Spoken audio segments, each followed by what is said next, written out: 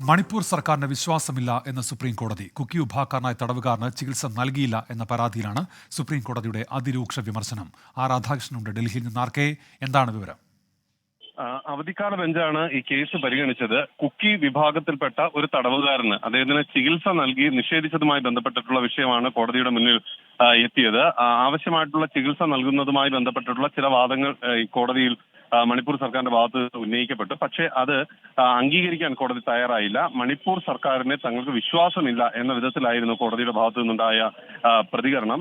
ഈ വിഷയത്തിൽ വളരെ ശക്തമായിട്ടുള്ള നടപടികൾ ഈ വീഴ്ച അടക്കമുള്ള കാര്യങ്ങളിൽ ഉണ്ടാകണം എന്നൊരു നിരീക്ഷണമാണ് കോടതിയുടെ ഭാഗത്ത് നിന്ന് ഉണ്ടായിരിക്കുന്നത്. ഏതായാലും ഇന്ന് പ്രധാനമന്ത്രി പാർലമെന്റിൽ മണിപ്പൂർ വിഷയത്തിൽ അദ്ദേഹത്തിന്റെ നിലപാട് വ്യക്തമാക്കിയതിന് തൊട്ടു പിന്നാലെ വന്നിരിക്കുന്ന ഈ പ്രതികരണം അത് നിലവിലുള്ള സാഹചര്യത്തിൽ അത് ഏറെ പ്രധാനപ്പെട്ടതാണ്. കോടതി ഈ വിഷയത്തിൽ തുടർന്ന് ശക്തമായിട്ടുള്ള നടപടികളിലേക്ക് പോകുമെന്ന സൂചനയും നൽകി. ശരി, ആർ രാധാകൃഷ്ണനാണ് വിവരങ്ങൾ നൽകിയത് ഡൽഹിയിൽ നിന്ന്.